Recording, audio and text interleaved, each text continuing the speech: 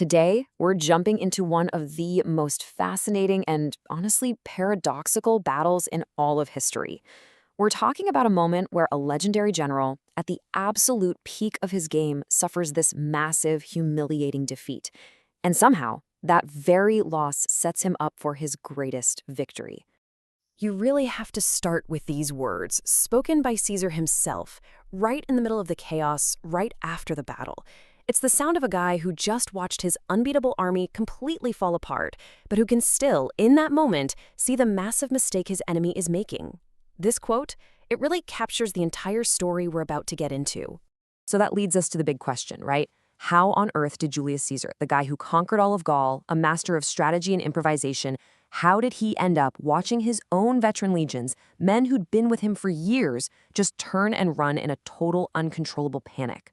It just doesn't seem possible. To figure that out, we've got to understand the two men at the center of it all. Okay, so to really get what happened at Dyrrhachium, you have to understand the stakes. This wasn't just some random battle. This was for everything. The entire future of the Roman Republic was hanging in the balance, and it was all on the shoulders of these two giants. This right here really lays out the whole problem for Caesar. On one side, you've got him, lightning fast, decisive, and leading these incredibly tough, loyal veterans. But he's also outnumbered, and he's totally cut off. Then you've got Pompey the Great. He's careful, methodical, he's got the Senate on his side, a much bigger army, and, this is the big one, he controls the sea and all the supplies. It's the classic showdown, quality versus quantity, pure audacity against overwhelming force. So how did they even get here? Well, the lead up to Dyrrhachium didn't start with some brilliant tactical move. It started with an incredibly risky, almost crazy gamble by Caesar, one that left him completely isolated and in a very, very bad spot. Okay, this whole sequence of events is just breathtaking.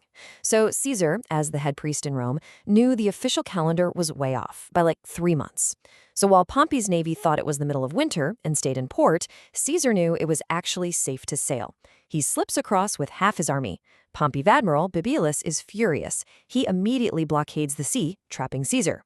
For months, it's a standoff. Then Mark Antony pulls off a miracle and breaks through with the rest of the army. But just when things are looking up, Pompey's son attacks and sinks every single one of Caesar's ships. That's it. They are completely, 100% stranded. So, picture this. Caesar is completely boxed in. He has no way to retreat, no supplies coming from Italy, and he's deep in enemy territory. A long, drawn-out war means he loses. Period. His clock is ticking. He absolutely has to force a battle, and he has to do it now. And this is where Caesar does something, well, something completely insane. He can't get Pompey to fight him on an open field, so he decides to flip the whole idea of a battle on its head with one of the most unbelievable feats of military engineering you'll ever hear about.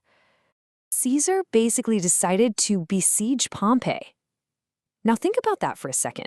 He's going to try and trap an army that is way bigger and has way more supplies than his own. It's like a mouse trying to build a cage around a cat. It makes no sense on paper. And the sheer scale of this thing, it's just mind-boggling. We're talking 17 miles.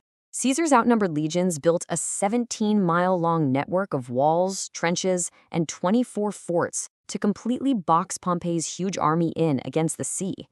In response, Pompey built his own wall inside of Caesar's, creating this bizarre, deadly no-man's land between them. But you see, this wasn't just about building a fence. No. This was a multi-layered plan. By bottling Pompey up, Caesar made his biggest advantage, thousands of cavalry, totally useless. He cut off food and water for Pompey's animals. But maybe most important, this was psychological warfare. He was basically screaming to the world that Pompey, the great general, was too afraid to come out and fight. So for months, you have this absolutely bizarre standoff. It just became a brutal waiting game. Caesar's men were literally starving, forced to make bread out of some weird root they found. Meanwhile, inside the walls, Pompey's thousands of horses were dying of thirst.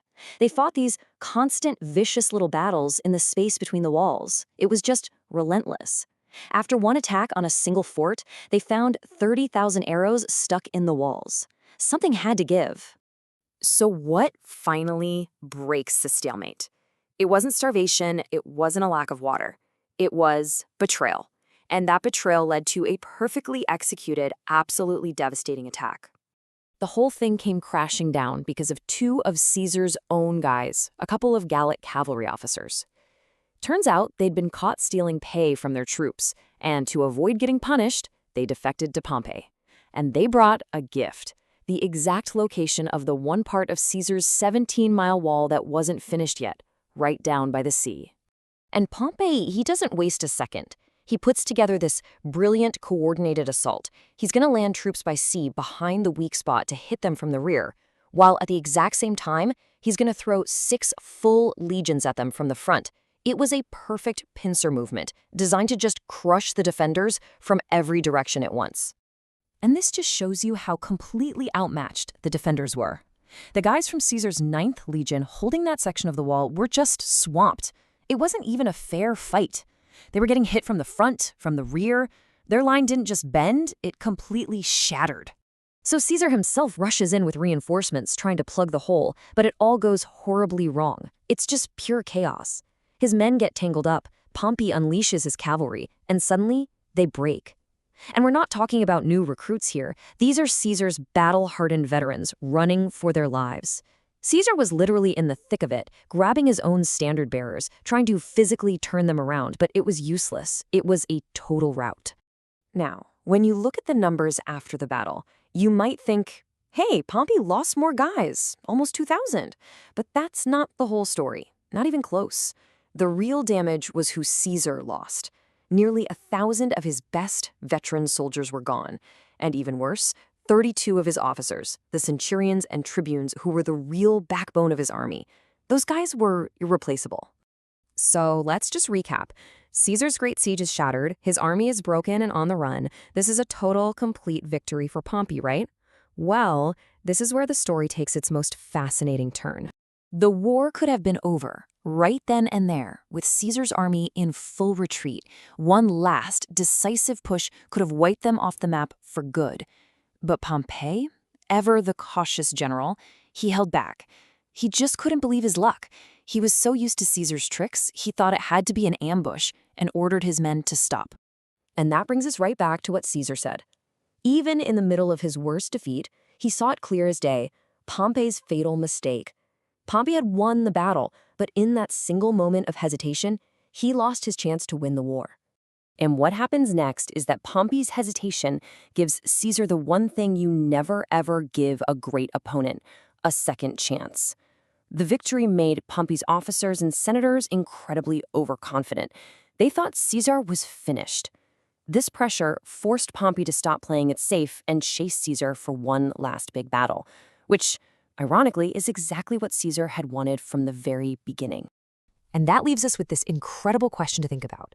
Was Dyrrhachium just the biggest missed opportunity of Pompey's entire career, the moment his caution cost him everything? Or does it just go to show that Caesar's insane resilience, his ability to bounce back from a total disaster and immediately start planning his next move, made his final victory just a month later inevitable? It really makes you wonder how a single decision, a single moment of hesitation, can change the entire course of history.